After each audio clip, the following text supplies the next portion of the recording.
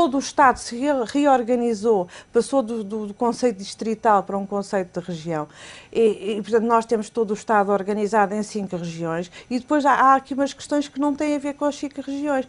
Os governos civis, mas temos mais, temos as direções regionais das finanças, temos as direções regionais ligadas à segurança social, ou seja, ainda existem aqui uns redutos de falta de reorganização. Ou seja, a sugestão que eu faria neste momento ao Governo, completem o prazo e avancem de facto para as questões dos governos civis e de todos os organismos do Estado que ainda não estão aderentes às 5 regiões administrativas. Aí existiria sim uma poupança significativa em termos de despesa pública. Há pouco falava também da questão da receita, mas do lado da despesa também houve uma série de municípios que no início da crise apresentaram modelos e iniciativas no sentido de ajudar a população, nomeadamente através de comparticipação de algumas situações mais de famílias carenciadas. Francisco Proença de Carvalho, esta questão da reorganização do espaço parece-me particularmente pertinente, até porque se percebemos que o Estado é demasiado centralizador, é uma das críticas que se faz muitas vezes. Há uns tempos ouvia um humorista dizer que não é possível viver toda a vida sem vir pelo menos uma vez na vida a Lisboa tratar de um documento, independentemente do ponto onde se viva, nomeadamente nas ilhas também. Mas esta questão, se é certo que toda a gente concorda que é preciso descentralizar, é preciso perceber um pouco como é que esse modelo de descentralização é feito. E os municípios não podiam ser veículos dessa mesma descentralização, uma vez que o Estado Central tem vindo a passar competências, mas muitas vezes não é acompanhada dos respectivos transferências de dinheiro. Antes de mais, eu devo dizer que estou de acordo com o que foi dito aqui antes, não é? Dos dois lados. Acho que tem aspectos positivos, a opinião quer do Manuel, quer da Ana Paula. Estou plenamente de acordo. Agora, de facto, o ponto fundamental deste é a reorganização do nosso território. Nós temos mais de 300 autarquias. Basta pensar no nosso país para ver se isso faz algum sentido. Quer dizer, é uma questão de lógica. A autarquia tornou-se quase uma questão de orgulho das pessoas. Nós, até há bem pouco tempo, víamos as lutas por ter uma Câmara Municipal, por ter tudo isso. Mas esse tempo eu acho que já passou. Acho que nós, neste momento, temos que começar, de facto, a reorganizar-nos noutra medida. Temos de ter menos, claramente, eu diria que se calhar 200 autarquias seriam suficientes. Menos autarquias e, de facto, lá está, com mais poderes, eventualmente. Nesse caminho da descentralização, esses municípios serem, no fundo, terem a sua autonomia, mas serem polos de serviços do Estado, para que as pessoas, de facto, não tenham que vir a Lisboa uma vez na vida para isso. E eu acho que é possível através, precisamente, dos municípios. Sou totalmente contra a ideia que isso deve ser feito através da criação de uma nova estrutura que são as regiões.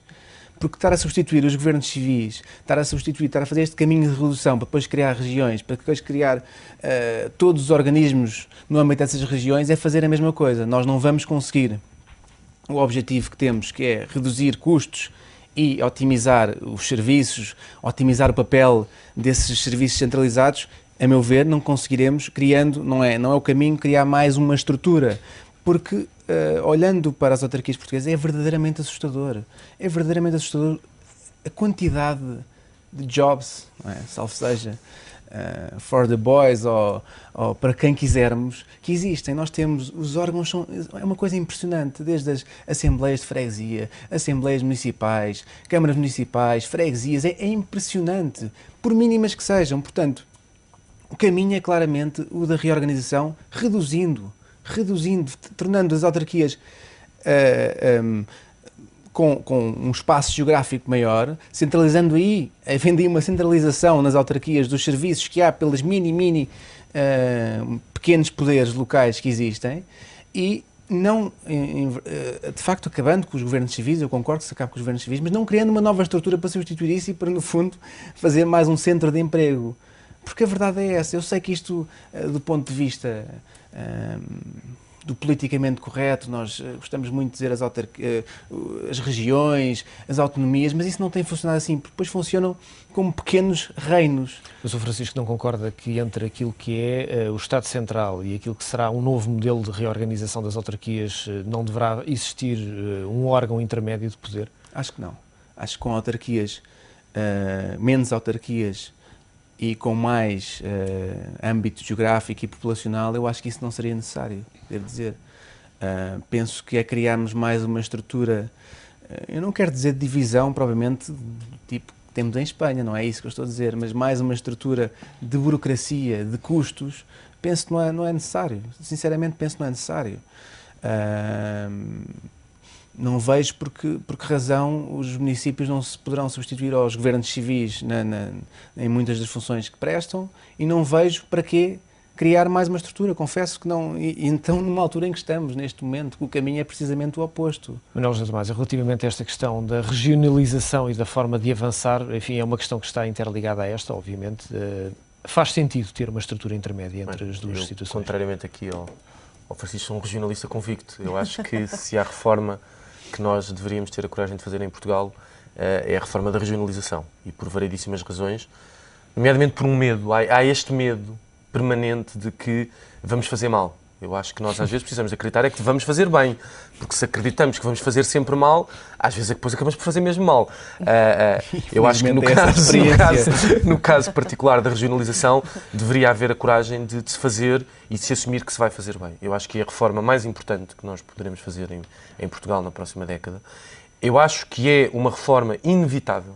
O assunto da regionalização tem sido permanentemente adiado e ao adiar-se perdemos muitas oportunidades. É importante que haja essa consciência e é um assunto central para resolver o problema que todos passamos o tempo a dizer. Ou seja, nós passamos o tempo a dizer em Portugal, temos Estado a mais, o Estado está cheio de massas gordas, temos de cortar a despesa, temos um problema de organização do nosso modelo de relação entre o cidadão e o poder, mas depois não resolvemos um problema que se calhar é o mais complexo de todos, que é este problema de um centralismo excessivo que tem, ponto número 1, consequências económicas, não podemos negá-lo, e tem depois um outro problema que é aquele que a mim pessoalmente mais confusão, se quisermos utilizar a expressão, me faz, que é nós não percebemos que ao estarmos a seguir este modelo francês, digamos assim, centralista, um modelo pesado, de um Estado fortíssimo, estamos a abafar tudo aquilo que são potenciais focos de desenvolvimento, nomeadamente no interior.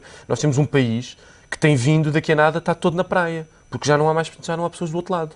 E não percebemos que se não resolvermos este problema, nós estamos-nos a matar, seja de um ponto de vista, se quisermos, uma expressão um bocadinho pesada, um ponto de vista patriótico, ou seja, enquanto identidade territorial nacional, mas estamos também a cortar fortemente as nossas possibilidades de desenvolvimento económico futuro.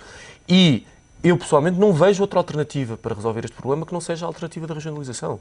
Não há outro caminho. O único caminho que temos é esse. Agora, para o seguirmos, é óbvio que vamos ter de... Não é um caminho sem dores. Ou seja, isto, e aí concordo completamente, nós não podemos criar uma nova estrutura mantendo todas as outras. Temos de estar conscientes de que, para fazermos isso, vamos ter de eliminar um conjunto tremendo de organismos e serviços. Dar-lhe um exemplo, há bocado estávamos a falar das direções regionais das finanças, um exemplo ainda, se calhar um bocadinho mais comezinho, mas importante para percebermos o que é a questão do Estado Central. Porque às vezes não é a pessoa vir a Lisboa, é os processos virem a Lisboa. E processos a circular são tempo. Nós, ao não darmos às pessoas que estão localmente a autonomia e a responsabilização de execução, nomeadamente no caso das verbas orçamentais, sejam aquelas que vêm por via de fundos comunitários, sejam aquelas que vêm por via do Orçamento Central do Estado, a única coisa que estamos a fazer é desresponsabilizar as pessoas e mais, estamos a deixar a essas pessoas a impressão, que se calhar é real, de que há um pai, algures, que está sentado num gabinete em Lisboa, que vai tomar conta deles. E depois o que é muito desagradável é quando chega o dia que as pessoas percebem que afinal o pai já não estava lá e não ia tomar conta de nós. Como é que nós vamos resolver isto? Dando autonomia às pessoas, responsabilizando-as, nomeadamente pela execução de verbas. E nós, em Portugal, desde praticamente os primórdios desse grande milagre que foi a injeção de rios e rios de dinheiro desde meados da década de 80 em Portugal, através dos fundos comunitários, nós permanentemente não responsabilizámos as pessoas pela execução dessas verbas. Estamos convencidos que iam todos comprar Porsches. Iam todos andar aí com casas novas. Isso não é possível. E, se calhar, alguns compraram. Mas se calhar a maior parte não ia fazer. Ia executar bem esse dinheiro e nós não acreditámos. Mas essa questão não é possível fazer, essa mudança não é possível fazer, por exemplo, com concentração de municípios? Não.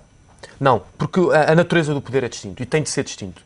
O poder que pode derivar da organização de uma estrutura regional, não vamos aqui discutir o modelo, seriam 5 regiões, mas o tipo de poder que pode derivar daí é a delegação direta dos poderes atualmente concentrados no Estado Central. Não é a substituição dos poderes e do exercício típico de proximidade da autarquia. São coisas completamente diferentes.